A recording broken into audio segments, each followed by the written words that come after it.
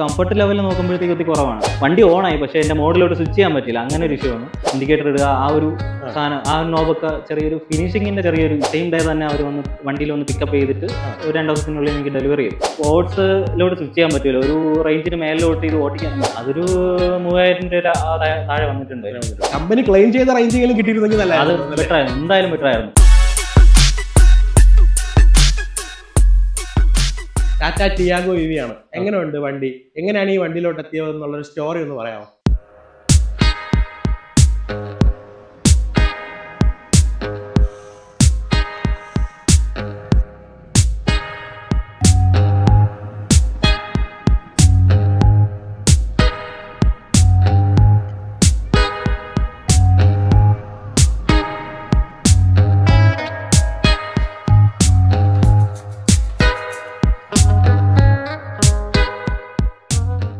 വണ്ടിയുടെ ബേസ് നോക്കുകയാണെന്നുണ്ടെങ്കിൽ നമുക്ക് കൊള്ളാം, ഓക്കെയാണ്.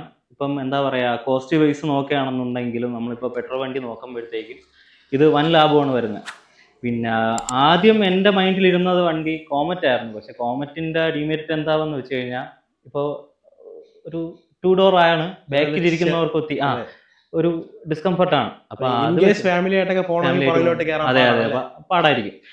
അങ്ങനെ വരുന്നൊരു കേസിലാണ് ഇപ്പം നമുക്ക് സാധാരണ ട്രഡീഷണലി കണ്ടുവരുന്ന ഒരു വണ്ടിയുടെ ലുക്ക് വെച്ച് നോക്കുമ്പോഴത്തേക്ക് നമ്മളൊരു ബഡ്ജറ്റും കൂടെ പറ്റിയ രീതിക്ക് ടിയാഗോ EV സെറ്റായിട്ട് തോന്നി. അതുകൊണ്ടാണ് ഞാൻ ടിയാഗോയിലോട്ട് വരാൻ വേണ്ടിയിട്ടുള്ള ഫസ്റ്റ് സ്റ്റെപ്പ്. MGയുടെ കോമറ്റ് ടെസ്റ്റ് ഡ്രൈവ് ചെയ്ത് നോക്കിയായിരുന്നോ? MGയുടെ കോമറ്റ് ടെസ്റ്റ് ഡ്രൈവ് ചെയ്തിട്ടില്ല. എൻ്റെ ഒരു അവിടെ ഉള്ളൊരു, അതായത് ഓഫീസിലുള്ള ഒരു പയ്യൻ എടുത്തിട്ടുണ്ട്. അവൻ്റെ വണ്ടി ജസ്റ്റ് ഒന്ന് ഓടിച്ച് നോക്കി, കൊള്ളാം, അതും ഓക്കെയാണ്. സിറ്റിയിലൊക്കെ കൊണ്ടുനടക്കാൻ അത് എളുപ്പമാണ്. ചെറിയ വണ്ടിയും കൂടെ ആയതുകൊണ്ട് ആർക്കും വേണം സിമ്പിൾ ആയിട്ട് എടുത്തോണ്ട് പോവാം. അല്ല, ഇതും അത്യാവശ്യം ചെറിയ സൈസാണ്. അത് വെച്ച് നോക്കുകയാണെങ്കിൽ കുറച്ച് വലുതാണ്. എന്നാലും ബാക്കി വണ്ടികളെ വെച്ച് നോക്കുമ്പോഴത്തേക്ക് സിറ്റിയിൽ യൂസ് ചെയ്യാൻ അങ്ങനെ ഉണ്ട് ഇത്. ഇതും ഓക്കെയാണ്. നമുക്ക് ചെറിയ സ്പേസ് ആണെന്നുണ്ടെങ്കിലും സുഖമായിട്ട് എടുത്തോണ്ട് പോവാം. വലിയ വണ്ടി ആവുന്ന അറിയാലോ നമുക്ക്. വേറെ ഇപ്പൊ ഏത് വണ്ടിയിൽ നിന്നാണ് ഇതിലോട്ട് വന്നത്? എൻ്റെ ആദ്യം ഇരുന്നത്, അതായത് വീട്ടിലുണ്ടായിരുന്നത് അൾട്ടോയോ ഉണ്ടായിരുന്നു, ബലേനോ ഉണ്ടായിരുന്നു. അപ്പോ 2 പെട്രോൾ വണ്ടിയാണ്. അപ്പൊ അതിൽ നിന്നാണ് ജസ്റ്റ് സ്വിച്ച് ചെയ്തിട്ട് EVയിലോട്ട് വന്നത്. സ്വിച്ച് ചെയ്ത് പിന്നെ അത് കഴിഞ്ഞിട്ട് ഇപ്പൊ എന്താ, ഓഫീസിൽ പോവാ, അതായിരുന്നു എന്റെ മെയിൻ ടാർഗറ്റ്. ഡെയിലി ഇപ്പം ബൈക്കിലൊക്കെ പോകണമെന്നുണ്ടെങ്കിലും മഴയും ബാക്കിയുള്ള നമുക്ക് ഡിസ്റ്റർബൻസ് ആണ്. അപ്പോൾ കാറിലാകുമ്പോഴത്തേക്ക് നമുക്കൊന്നും നോക്കാനില്ല, ചുമ്മാ കയറി ഇരിക്കുക, പോവാ. അതുമല്ല, ഇപ്പം ഡെയിലി ഓഫീസ് ടു വീട് അതാണല്ലേ? അതെ അതെ. എത്ര കിലോമീറ്റർ ഡബിൾ സൈഡ് എത്ര കിലോമീറ്റർ ഓടുന്നുണ്ട്? ഓക്കെ, 1 സൈഡ് ആകുമ്പോഴത്തേക്ക് 30, അപ്പൊ ഡബിൾ സൈഡ് ആകുമ്പോഴത്തേക്ക് എനിക്ക് ഒരു 60 കിലോമീറ്റർ. മാക്സിമം എങ്ങനെ പോയാലും ഒരു 70 കിലോമീറ്റർ അകത്ത്, ചെറിയ 70 കിലോമീറ്റർ. അപ്പോ എങ്ങനെയാണ് 2 ദിവസം കൂടുമ്പോഴേ ചാർജ് ചെയ്യാറുള്ളൂ? 2 അല്ലെങ്കിൽ ഒരു 3 ദിവസം കൂടുമ്പോഴത്തേക്ക് ചാർജ് ചെയ്യാറാണ്. ഇപ്പൊ പറയുന്നത് ഒരു 315 ആണെങ്കിൽ നമുക്കൊരു 200-220 കിട്ടുന്നുള്ളൂ. ഒരു അത്യാവശ്യം ഞാനൊരു 20 താഴെ ആ റേഞ്ചിൽ വെച്ചിട്ടാണ് ഞാൻ. EV കാറുകൾ എല്ലാവരും റേഞ്ചാണ് മെയിൻ ഇഷ്യൂ ആയിട്ട് പറയുന്നത്. അതാണ് ഇപ്പൊ ഒരു 300 കിലോമീറ്റർ എന്നൊക്കെ പറയുമ്പോഴത്തേക്ക് 20 താഴെ ആവാതെ നോക്കാം. എന്റെ അടുത്ത് പറഞ്ഞത് അവിടെ നിന്ന് സർവീസ് സെന്ററിൽ നിന്ന് പറഞ്ഞത് 20-80 ആ ഒരു റേഞ്ചിൽ നിർത്തി ചാർജ് ചെയ്യാൻ വേണ്ടിയിട്ടാണ് പറഞ്ഞത്. എന്നാലും ഞാൻ ഒരു 20 ആ റേഞ്ചിൽ തന്നെയാണ് ചാർജ് ചെയ്ത് പോണത്, 2-3. അപ്പം ഇപ്പൊ എത്ര ഒരു 200 കിലോമീറ്ററിന് മുകളിൽ കിട്ടുന്നുണ്ടോ റേഞ്ച്? 200-220 അത് തന്നെയാണ്. പിന്നെ ലോങ് ഇടണമെന്നുണ്ടെങ്കിൽ നമുക്ക് എന്താ പറയാ, ഒരു 220 മേലെ കിട്ടുന്നുണ്ട്. പിന്നെ AC ഇട്ടും കൂടെ ഓട്ടിക്കാൻ ആ ഒരു റേഞ്ചാണ് ഞാൻ പറഞ്ഞത്. AC ഇല്ലാന്നുണ്ടെങ്കിൽ നമുക്ക് ഒത്തിരി റേഞ്ച് കിട്ടും. നമുക്കിപ്പം AC ഇട്ട് ഓട്ടിക്കാം, അത് തന്നെയാണ് മെയിൻ. നമ്മുടെ ഒരു 220 കാൽക്കുലേഷൻ എന്ന് പറയുമ്പോഴും അത് ബാറ്ററി ഫുള്ള് തീരണ വരെ ഉള്ള അല്ലേ? കുറച്ച് എന്തായാലും നമ്മൾ എന്തായാലും 20-30% ബാക്കി ഉണ്ടാവും. അല്ലല്ല, 220 ഫുൾ ചാർജിന്റെ കേസാണ് ഞാൻ പറഞ്ഞത്. ആണല്ലേ? പിന്നെ എന്താ പറയാ, ഇപ്പൊ ഒരു 150-160 കിലോമീറ്റർ ഓട്ടിച്ചിട്ട് ബാക്കി ഒരു 20 അല്ലേ? പിന്നെ അത് കഴിഞ്ഞിട്ട് എന്താ, ഒരു 10% ഒക്കെ ആകുമ്പോഴത്തേക്ക് തനിയെ ഇതിന്റെ എന്താ പറയാ, നമുക്ക് 2 മോഡ് വരുന്നുണ്ട്, ഡ്രൈവിംഗ് വരുന്നുണ്ട്, സ്പോർട്സും വരുന്നുണ്ട്. അപ്പൊ സ്പോർട്സിലോട്ട് സ്വിച്ച് ചെയ്യാൻ പറ്റൂല, ഒരു റേഞ്ചിന് മേലിലോട്ട് ഇത് ഓട്ടിക്കാനും പറ്റൂല. ഒരു 30 ആ ഒരു റേഞ്ച് ഒക്കെ. അതെ അതെ. അതുകൊണ്ട് എന്താ പറയാ, ഒരു സ്പീഡിന് എക്സീഡ് ആയിട്ട് കയറത്തില്ല. എങ്ങനെയെങ്കിലും നമ്മൾ ഒരു അടുത്ത ചാർജിങ് സ്റ്റേഷനിൽ എത്താം. അപ്പോൾ ആ ഒരു ടൈമിൽ നമുക്ക് ഒത്തിരി കൂടെ കിട്ടുമെന്ന് തോന്നുന്നു. എന്നാലും ഞാൻ അത്രയും വരെ 2 തവണ എത്തിച്ചിട്ടുണ്ട്. വന്നിട്ടുണ്ട്. ഒരു ഞാൻ ഇടയ്ക്ക് വെച്ചിട്ട് ഒരു കോട്ടയം പോയായിരുന്നു. നമുക്ക് എന്തായാലും 10% താഴെ വരുമ്പോഴാണ് 10% 20 ഞാൻ നോക്കിയിട്ടില്ല. 10% എന്തായാലും എനിക്ക് കറക്റ്റ് ആയിട്ട് അടിച്ചിട്ടുണ്ട്. കറക്റ്റ്. എന്നിട്ട് ചാർജ് സ്റ്റേഷൻ വരെ എത്തിയോ? എത്തി. അത് കുഴപ്പമില്ല. നമുക്ക് ഇപ്പം എന്താ പറയാ, കേരളത്തിൽ ഇഷ്ടം പോലെ ചാർജ് സ്റ്റേഷൻ ഉണ്ട്. അപ്പോൾ എടുത്തിട്ടുണ്ട്. നമുക്ക് ചാർജിങ് ആപ്പ് വെച്ച് നോക്കിയപ്പോഴത്തേക്കും എന്താ പറയാ, തൊട്ടടുത്ത് തന്നെ ഉണ്ടായിരുന്നു. വായത്തിന് പാലയിലാണ് പോയത്. ഇപ്പൊ ഈ ഇവിയിലോട്ട് മാറാനായിട്ട് ഇങ്ങനെ നോക്കിയിരിക്കുന്ന ആൾക്കാരുടെ എല്ലാരെയും ഒരു മെയിൻ ആയിട്ടുള്ള ഡൗട്ട് ആയിരിക്കും ഇതിന്റെ ചാർജിങ്ങിനെ പറ്റി. അതെ. അപ്പൊ എങ്ങനെയാണ് ആദ്യമായിട്ട് ഇവിയിലോട്ട് മാറിയപ്പോ ആ ഒരു പേടി ഉണ്ടായിരുന്നു? ഉണ്ടായിരുന്നല്ലേ.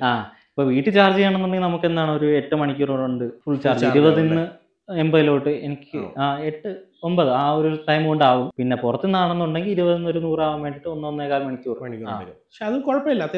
ഫുഡ് കഴിക്കാൻ നേരത്തൊക്കെ നമ്മൾ മറ്റേ വണ്ടീനെ കണക്ക് പ്ലാൻ ചെയ്യാതെ പോകാൻ പറ്റില്ല. ഇതാകുമ്പോഴത്തേക്ക് പക്ക ഒരു പ്ലാനിങ്ങിലൂടെ ഒരു ലോങ് ഡ്രൈവ് ആണ്. അതേ പറ്റും. കുറച്ച് പ്ലാൻ ചെയ്താൽ കുറച്ച് ക്യാഷ് സേവ് ചെയ്യാം. അതെ, ഞാൻ അന്ന് പറഞ്ഞില്ലേ കോട്ടയത്തിന്റെ കേസ്. കോട്ടയത്തിന് എനിക്ക് 500 രൂപ താഴെ ആവുന്നുള്ളൂ. വീട്ടിൽ നിന്ന് ഫുൾ ചാർജ് ചെയ്തിട്ട് ഞാൻ കോട്ടയം വരെ പോയിട്ട് തിരിച്ചു വന്നു. എത്ര കിലോമീറ്റർ? ഒരു 160 മേലെ ഉണ്ടായിരുന്നു എനിക്ക്. നമ്മുടെ നേരത്തെ ഉള്ള യൂസർ ഇതാണ്, കോട്ടയമാണ് പുള്ളി.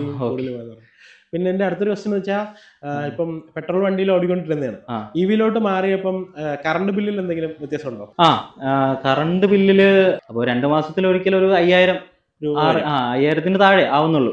ഞാൻ പുറത്തുനിന്ന് അധികം ചാർജ് ചെയ്യാറില്ല, എന്നാലും എനിക്ക് 5000 താഴെ ആവുന്നുള്ളൂ. പക്ഷെ അത് കുഴപ്പമില്ലെന്ന് തോന്നുന്നു. 2 മാസത്തേക്കല്ലേ? ഒരു മാസം 2500 രൂപ. അതെ, എനിക്കൊരു 2 തവണ ബില്ല് വന്നിട്ടുണ്ട്. പെട്രോൾ അടിച്ച് പോകണമെങ്കിൽ ഒരാഴ്ച പോലും 2500 രൂപ പോകാൻ പറ്റത്തില്ല. ഇപ്പൊ എനിക്ക് നോക്കുകയാണെന്നെങ്കിൽ എനിക്ക് പണ്ട് സ്പ്ലെൻഡർ ആയിരുന്നു ഇരുന്നത്. അപ്പൊ അതിന്റെ ഒരു ചെലവ് വരുന്നുള്ളൂ. കംഫർട്ടബിൾ ആയിട്ട് പോവാം. അതെ, വെയിലും മഴയൊന്നും ഓടിയില്ല. എന്തുകൊണ്ടും ഇവിയിൽ ഹാപ്പി ആണല്ലേ? ഞാൻ ഹാപ്പിയാണ്. പ്രശ്നങ്ങളോ ബഗ്ഗുകളോ അങ്ങനെ എന്തെങ്കിലും? പ്രശ്നങ്ങൾ ഇടയ്ക്ക് വെച്ചിട്ട് എനിക്ക് അത് എല്ലാവർക്കും വന്നിട്ടില്ല. എനിക്ക് വന്ന ഇഷ്യൂ എന്ന് വെച്ച് കഴിഞ്ഞാൽ, വണ്ടി ഓണായി പക്ഷെ എന്റെ മോഡിലോട്ട് സ്വിച്ച് ചെയ്യാൻ പറ്റില്ല. അങ്ങനെ ഒരു ഇഷ്യൂ വന്നു. സ്റ്റാർട്ടായി പക്ഷെ എനിക്ക് സ്വിച്ച് ചെയ്യാൻ പറ്റുന്നില്ല. ഡ്രൈവിലോട്ടോ അല്ലെങ്കിൽ റിവേഴ്സ് അങ്ങനെ സ്വിച്ച് ആവുന്നില്ല. അപ്പൊ ഞാൻ എന്ത് ചെയ്തു, മറ്റേ നമുക്ക് ആപ്പ് ഉണ്ടല്ലോ, മറ്റേ ഇതിന്റെ ആപ്പ് ഉണ്ട്, അതുവഴി RSA വിളിച്ചു. സോ അവര് ഓക്കെ ആയിരുന്നു. അവരുടെ സൈഡിൽ നിന്നുള്ള റെസ്പോൺസ് എങ്ങനെ ഉണ്ടായിരുന്നു? നല്ല, അവരെല്ലാം ഫാസ്റ്റ് ആയിരുന്നു. സെയിം ഡേ തന്നെ അവർ വണ്ടിയിൽ വന്ന് പിക്കപ്പ് ചെയ്തിട്ട് 2 ദിവസത്തിനുള്ളിൽ എനിക്ക് ഡെലിവറി ചെയ്തു. ശരിയാക്കി കിട്ടി. അതെ. പിന്നെ അത് വീണ്ടും റിപ്പീറ്റ് വരികയോ അങ്ങനെ എന്തെങ്കിലും? ഇല്ല, എനിക്ക് ആകെ ഒരു തവണ മാത്രമേ ഇഷ്യൂ വന്നിട്ടുള്ളൂ. ഓക്കെ. പിന്നെ ഈ ടാറ്റ മെയിൻ ആയിട്ട് അവർ പറയുന്നത് എന്ന് വെച്ചാൽ ഈ സർവീസ് സൈഡിലുള്ള ഇഷ്യൂ ആണ്. ഈ വണ്ടി എനിക്കൊന്ന് 2 സർവീസ് കഴിഞ്ഞു. 2 സർവീസ് കഴിഞ്ഞിട്ടുണ്ട്. എങ്ങനെയുണ്ട് ആ 2 സർവീസിൽ സാറ്റിസ്ഫൈ? ഞാൻ ലെക്സോണിന്നാണ് എടുത്തത്. അപ്പോ ലെക്സോൺ അവരെല്ലാം പക്കയാണ്. എനിക്ക് ലെക്സോൺ സജസ്റ്റ് ചെയ്ത് തന്നെ എന്റെ ഓഫീസിലുള്ള ചേട്ടനാണ്. പുള്ളിക്കാരൻ പറഞ്ഞത് വെച്ചിട്ട് ലെക്സോൺ അവർ ഓക്കെയാണ്. ഞാൻ വേറെ പോയിട്ടില്ല. 2 സർവീസ് കഴിഞ്ഞില്ലേ? സർവീസ് ആദ്യത്തെ 2ാമത്തെ സർവീസ് എത്ര രൂപ വെച്ചായി? എനിക്ക് ആദ്യത്തെ സർവീസിന് ഫ്രീ ആയിരുന്നു. സെക്കൻഡിന് മറ്റേ ഓയിൽ ചേഞ്ച് അങ്ങനെ കുറച്ച് സാധനം ഉണ്ടായിരുന്നു. ഓയിൽ എന്തിന്റെ ഓയിൽ? ഗിയറിന്റെയോ അതിന്റെ എന്തോ ഓയിൽ. ഗിയർ ഓയിൽ അങ്ങനെ എന്തെങ്കിലും. അപ്പൊ അതിന് എത്ര രൂപയാണ് വന്നത്? അതൊരു 3000 രൂപ താഴെ വന്നിട്ടുണ്ട്. പെട്രോൾ വണ്ടിയിൽ നിന്ന് ഇവിയിലോട്ട് മാറിയപ്പോഴത്തേക്ക് കുറച്ച് കാര്യങ്ങൾ എന്തായാലും നോട്ടീസ് ചെയ്തിട്ടുണ്ടായിരിക്കുമല്ലോ. ഡ്രൈവ് ചെയ്യണതിന്റെ സ്റ്റൈലായിരുന്നല്ലോ. അങ്ങനെ ഇപ്പൊ മാറാനായിട്ട് ആഗ്രഹിച്ചിരിക്കുന്ന ആൾക്കാരോട് എന്തെങ്കിലും പറയാനുണ്ടോ? പെട്രോൾ കാർ ഇത് തന്നെയാണ്. നമ്മളിപ്പം ലോങ് പോകണമെന്നുണ്ടെങ്കിൽ കറക്റ്റ് പ്ലാൻ ചെയ്തിട്ട് പോകണം. പിന്നെ എന്താ പറയാ, മറ്റേ വണ്ടീനെ അപേക്ഷിച്ച് നോക്കുമ്പോൾ ഇത് നല്ല പവർ ഉണ്ട്. നമ്മളിപ്പോ ആക്സിലറേഷൻ കൊടുക്കുമ്പോൾ തന്നെ നല്ല രീതിയിൽ ക്വിക്കായിട്ട് പോകുന്നുണ്ട്. അപ്പൊ നമുക്കിപ്പം ഇൻ കേസ് നമുക്കൊരു ഓവർടേക്ക് ചെയ്യേണ്ടി വരിക, അങ്ങനെ ഒരു സിറ്റുവേഷനിൽ പക്ക സാധനമാണ്.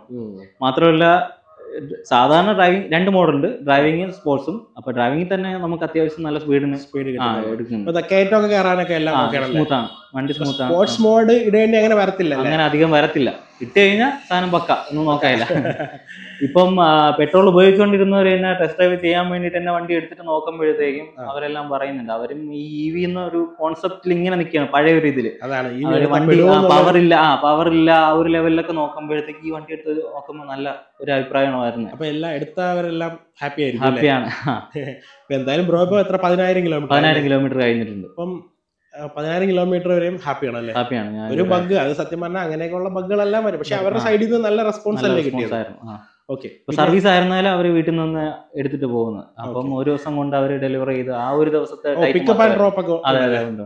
ഓക്കെ. പിന്നെ എനിക്ക് ചോദിക്കാനുള്ള ടാറ്റയുടെ ഒരു ബിൽഡ് ക്വാളിറ്റിനെ പറ്റിയാണ്. എങ്ങനെയുണ്ട്? ബിൽഡ് ക്വാളിറ്റി എന്ന് പറയുമ്പോഴത്തേക്ക് ഓക്കെയാണ്. പിന്നെ നമ്മൾ ഈ ഓടിക്കുമ്പോഴത്തേക്ക് ചെറിയ ചെറിയ മൈന്യൂട്ട് സൗണ്ട് സൗണ്ട് ആ ഒരു ഇത് മാത്രമേ ഉള്ളൂ. അത് വലിയ കാര്യമായിട്ട് എടുക്കേണ്ടതൊന്നുമില്ല. നമ്മളിപ്പം ഒരു സിറ്റി റൈഡ് പോകുമ്പോഴത്തേക്കും അത് വലിയ കുഴപ്പമായിട്ട് തോന്നുന്നില്ല. വീട്ടില് വേറെ മാരുതി ഉണ്ട്, ടാറ്റയുണ്ട്. ടാറ്റയുണ്ട്. ഇത് രണ്ടും കൂടെ കമ്പയർ ചെയ്യുമ്പോൾ എങ്ങനെയുണ്ട്? മറ്റത് പെട്രോളും ഇത് EV ആണ്. രണ്ടും തമ്മില് നമുക്കിപ്പം കമ്പയർ ചെയ്യാൻ പറ്റത്തില്ല. അങ്ങനെയല്ല, ഇപ്പൊ ഒരു കംഫർട്ട് ആയിരുന്നാലും കംഫർട്ട് എന്റെ ബലനെ വെച്ച് നോക്കുകയാണെന്നുണ്ടെങ്കിൽ കംഫർട്ട് ലെവലിൽ നോക്കുമ്പോഴത്തേക്ക് ഒത്തിരി കുറവാണ്. ആ ഒരു ലെവലിൽ കുറവാണ്. കുറച്ചുകൂടെ സ്പേസും എന്റെ ഒരു ബേസിലാണ് ഞാൻ പറയുന്നത്.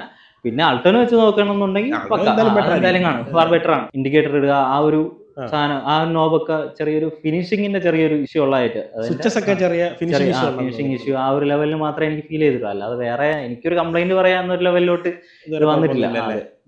ഓക്കെ. പിന്നെ ഇതിന്റെ അകത്തുള്ള ഇൻഫോർടൈൻമെന്റ് അങ്ങനെയുള്ള അതെല്ലാം വെക്ക. പിന്നെ വേറൊരു കാര്യം, അൾട്ടോയിലൊക്കെയാന്ന് വെച്ച് കഴിഞ്ഞാൽ സൗണ്ട് ഇട്ട് കഴിഞ്ഞാലും ഒരു പരിധി വരെ കൂടുതൽ ഇട്ട് കഴിഞ്ഞാലേ പുറത്തോട്ട് നല്ല രീതിയിൽ സൗണ്ട് കേൾക്കത്തുള്ളൂ. ഇതില് ചെറിയ സൗണ്ട് ആയിരുന്നു കഴിഞ്ഞാലും പുറത്തോട്ട് നല്ല രീതിയിൽ കേൾക്കുന്നുണ്ട്. സൗണ്ട് ഒക്കെ അത്യാവശ്യം നല്ല ക്വാളിറ്റി ഉണ്ട്. ഞാൻ ഇതിനകത്ത് കയറിയപ്പോഴത്തേക്ക് ഫസ്റ്റ് കണ്ടത് റിവേഴ്സ് ക്യാമറ സെറ്റ് ആണ്, നല്ല ക്വാളിറ്റി ഉണ്ട്. അത് മാരുതി വെച്ച് നോക്കുമ്പോഴത്തേക്ക് ഇതിന്റെ വെച്ചല്ല, ഞാൻ റീസെന്റ് നമ്മളൊരു ഫ്രണ്ടിന്റെ ടൊയോട്ട വണ്ടി എടുത്തായിരുന്നു. പക്ഷെ അതിനകത്ത് നിന്ന് കണ്ടേക്കാട്ടും ഭയങ്കര പക്ക ക്വാളിറ്റിയാണ്. ഞാനും ആദ്യം എടുത്തപ്പോഴത്തേക്ക് റിവേഴ്സ് ക്യാമറ നല്ല ക്വാളിറ്റിയാണ്. അപ്പൊ ഇതെല്ലാം സ്റ്റോക്ക് ആണ്, ഇതിനകത്ത് വേറെ ഒരു പണിയും ചെയ്തിട്ടില്ലല്ലോ. വേറെ ഒരു പണി ടോപ്പ് മോഡൽ. എത്ര രൂപയായി ഓൺ റോഡ്? ഒരു 11,63,000 63,000. ഇപ്പൊ എനിക്കൊന്ന് 4 മാസം കൊണ്ട് 10,000 കിലോമീറ്റർ കൂടുതൽ കഴിഞ്ഞു അല്ലേ? അതെ അതെ അതെ. അപ്പൊ എന്തായാലും ഹാപ്പി ആണല്ലേ? ഞാൻ ഹാപ്പിയാണ്, ഓക്കെയാണ്. ഇന്റീരിയർ ക്വാളിറ്റിയും കാര്യങ്ങളൊക്കെ എങ്ങനെയുണ്ട്? ഇന്റീരിയർ ക്വാളിറ്റിയും എല്ലാം ഓക്കെ ആണ്. സീറ്റിംഗ് പൊസിഷനും കാര്യങ്ങളൊക്കെ എങ്ങനെയുണ്ട്? ഓക്കെയാണ്. ഇതിൽ അഡ്ജസ്റ്റബിൾ ആണ്. ആ ഒരു ലെവലിൽ നമുക്ക് മാനേജ് ചെയ്യാൻ പറ്റും. അഡ്ജസ്റ്റബിൾ ആണോ? അല്ല, കോസ്റ്റ് കട്ടിങ്ങിന്റെ ഭാഗമായിട്ട് അലോയും ബാക്കിയുള്ള സാധനങ്ങളെല്ലാം മാറ്റി. അത് ഒരു വന്നടിയായി പോയി. അത് മാക്സിമം കുറച്ച് പൈസ കുറച്ചിറക്കാൻ വേണ്ടിയിട്ടുള്ള. അങ്ങനെ എന്തെങ്കിലും ഇപ്പം ഇതിനകത്ത് ഇമ്പ്രൂവ് ചെയ്യണം, അല്ലെങ്കിൽ ഒരു കുറച്ചുകൂടെ ബെറ്റർ ആക്കണം എന്നൊക്കെ തോന്നിയിട്ടുള്ള എന്തൊക്കെയാണ്? ബെറ്റർ ആക്കണമെന്ന് പറഞ്ഞിട്ടുള്ള റേഞ്ച് ഒത്തി കൂടെ ഉണ്ടായിരുന്നെങ്കിൽ ബെറ്റർ ആയിരുന്നു. അല്ല, എനിക്കൊന്ന് കമ്പനി ക്ലെയിം ചെയ്ത റേഞ്ചെങ്കിലും കിട്ടിയിരുന്നെങ്കിൽ അത് ബെറ്റർ ആയിരുന്നു, എന്തായാലും ബെറ്റർ ആയിരുന്നു. നമുക്കൊരു 200-220 ആകുമ്പോഴത്തേക്ക് ഒരു ലോങ് പോവാന്ന് പറഞ്ഞു കഴിഞ്ഞാൽ പക്ക പ്ലാൻ ചെയ്തില്ല എന്നുണ്ടെങ്കിൽ ടഫാണ്. 11 ലക്ഷം രൂപയ്ക്ക് ഒരു പെട്രോൾ കാർ എടുക്കുന്ന പൈസക്ക് നമുക്ക് EV എടുക്കാം. കുറച്ചുകൂടെ റേഞ്ച് കൂടെ ഉണ്ടെങ്കിൽ സത്യം പറഞ്ഞാൽ ഇത് എന്നാലും ഒത്തിരി ഇപ്പൊ എവിടെ നോക്കിക്കഴിഞ്ഞാലും ഇതും പഞ്ചും സത്യം ഭയങ്കര ഹോട്ട് സെല്ലിംഗ് ആയിട്ടിരിക്കുന്നു പഞ്ചൊക്കെ. ഇവിടെ റേഞ്ച് അല്ല പ്രൈസ് കുറവായിരുന്നു എന്നുണ്ടെങ്കിൽ നല്ല രീതിയിൽ പോകുന്ന സാധനങ്ങളായിരുന്നു. ഇതിന്റെ ബേസ് മോഡൽ സ്റ്റാർട്ട് ചെയ്യണം എത്ര രൂപയ്ക്കാണ്? ഇതിന്റെ ബേസ് എനിക്ക് തോന്നുന്നു 7-8 രൂപ എന്തോ ആണെന്ന് തോന്നുന്നു. ഇതിന്റെ ടോപ്പ് എൻഡ് തൊട്ടാണ് പഞ്ചിന്റെ സ്റ്റാർട്ടിംഗ് ഷോറൂം പ്രൈസ്. ഓക്കെ. ഇതിന്റെ ടോപ്പിന്റെ റേഞ്ച് ആണ് പഞ്ചിന്റെ സ്റ്റാർട്ടിംഗ് അത് 10 സംതിങ് എന്തോ വരുന്നുള്ളൂ. അപ്പൊ ഈ ഫീച്ചേഴ്സ് ഒക്കെ കുറവായോണ്ടാണോ പഞ്ച് എടുക്കാതെ? അതെ അതെ. പിന്നെ ഇതാകുമ്പോഴത്തേക്ക് എവിടെ ആണോ നമുക്ക് വീട്ടിലുള്ളവരായി കഴിഞ്ഞാലും എടുക്കാം. അത്യാവശ്യം ഡ്രൈവിംഗ് അറിയാവുന്നവർക്ക് എടുക്കാവുന്ന ഒരു ലെവൽ. പഞ്ചാകുമ്പോഴത്തേക്ക് ഒത്തിരി കൂടെ സൈസ് ആകുമ്പോഴത്തേക്കും ടഫാവും. പിന്നെ ഈ EV വണ്ടികളിൽ നമ്മൾ കേട്ട് പരിചയമുള്ള ഒരു കാര്യമാണ് ടയർ പെട്ടെന്ന് തേഞ്ഞ് തീരുന്നു. അങ്ങനെ എന്തെങ്കിലും ഇഷ്യൂസ്? 10 ഓടിയിട്ടുള്ളൂ. എന്റെ സർവീസ് സെന്ററിൽ നിന്ന് മറ്റേ അനൂപ് എന്ന് പറഞ്ഞ പുള്ളിയാ. അപ്പൊ പുള്ളിക്കാരൻ പറഞ്ഞത് 40 റേഞ്ച് കിട്ടുമെന്നാണ് പറഞ്ഞത്. അപ്പൊ 40 കിട്ടിയാൽ കുഴപ്പമില്ലായിരിക്കും അല്ലേ? 40 കിട്ടുവാണെന്നുണ്ടെങ്കിൽ കുഴപ്പമില്ല. ബ്രേക്ക് പാഡ് എന്തെങ്കിലും? ഇല്ല അതൊന്നും മാറിയിട്ടില്ല. 10 ആയതല്ലേ ഉള്ളൂ. എനിക്ക് തോന്നുന്നു 10-20 മേലെയൊക്കെ പോകുമ്പോഴത്തേക്ക് നമുക്ക് ഇഷ്യൂസ് ഇങ്ങനെ ടയറിന്റെ ഒക്കെ വന്ന് തുടങ്ങും. അല്ല, EV കാരെല്ലാം പറയുന്നത് ടയർ പെട്ടെന്ന് ഇഷ്യൂ അത്രത്തോളം എത്തിയിട്ടില്ല. 10 വരെ എത്തിയിട്ടുള്ളൂ. വേറെ ഇമ്പ്രൂവ് ചെയ്യാൻ വേണ്ടി തോന്നിയിട്ടുള്ള എന്തെങ്കിലും കാര്യമുണ്ടോ? എന്റെ ഒരു ലെവലില് ഞാനിങ്ങനെ ഓടിച്ചു വന്നാളെ എന്റെ മെയിൻ കൺസേൺ റേഞ്ച് ആയിരുന്നു. ഏറ്റവും ഇഷ്ടപ്പെട്ട ഒരു കാര്യം എന്താണ് ഈ വണ്ടിയിൽ? ഇത് തന്നെ മറ്റേ ഓട്ടോയ്ക്ക് ആ സമയത്ത് നല്ല പക്ക സാധനം. നല്ല രീതിയിൽ നമുക്കിപ്പോ പെട്ടെന്ന് പോവാന്ന് വെച്ച് കഴിഞ്ഞാൽ നടക്കുന്ന ഒരു വണ്ടിയാണ്. ഈ വണ്ടി എടുത്തിട്ട് ഞാനൊരു 3 മാസം കണ്ടിന്യൂസ്ലി ഓടിച്ചിട്ട് ഞാൻ ബലനം എടുത്തപ്പോഴത്തേക്കും ഗിയർ മാറുന്നതിന്റെ ഒരു കൺഫ്യൂസിങ് ആണോ എന്നറിയത്തില്ല. എനിക്ക് അത്ര ഒരു EV ഓണർ പിന്നെ തിരിച്ച് പെട്രോളിലോട്ട് പോകാൻ ചാൻസ് ഉണ്ടോ? സാധ്യത കുറവാണ്. ഇനി ബ്രോ ഇനി എടുക്കുന്നെങ്കിൽ ഒരു പെട്രോൾ വണ്ടി എടുക്കും. അല്ല, ഞാൻ ഇനിയും പ്ലാൻ ചെയ്ത് വെച്ചിരിക്കുന്ന വല്ല EV തന്നെയാണ്, മറ്റേ വിൻസറോ അങ്ങനെ എന്തെങ്കിലും ആ ഒരു ലെവലിലോട്ടാണ് ഞാൻ കുറച്ചുകൂടെ റേഞ്ചും കാര്യങ്ങളെല്ലാം കൂടിയ വണ്ടി അല്ലേ? ആ ലെവലിലോട്ടാണ് പ്ലാൻ ചെയ്യുന്നത്. മാറുകയാണെന്നുണ്ടെങ്കിൽ. അല്ല, ഇനി എടുക്കുന്നെങ്കിൽ ടാറ്റ വണ്ടി എടുക്കാൻ പ്ലാൻ ഇല്ല? ടാറ്റ വണ്ടി എടുക്കാം. എനിക്ക് വേറെ ഇഷ്യൂസ് ഒന്നും തോന്നിയിട്ടില്ല.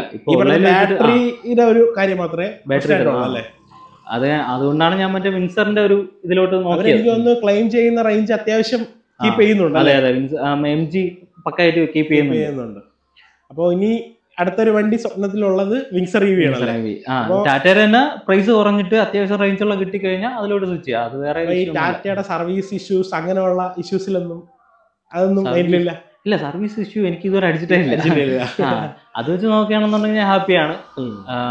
വേറെ ഇഷ്യൂ ഒന്നുമില്ല. ഓക്കെ, അപ്പൊ ടിയാഗോ EV അല്ലേ, ഫുൾ ഓപ്ഷൻ. ടിയാഗോ EV ഉപയോഗിക്കുന്ന ആൾക്കാർ ടിയാഗോ EVയുടെ കുറിച്ചുള്ള നിങ്ങളുടെ അഭിപ്രായങ്ങളും കാര്യങ്ങളും ഒന്ന് കമന്റ് ചെയ്യുക. അപ്പോൾ സജിൻ, താങ്ക് യു.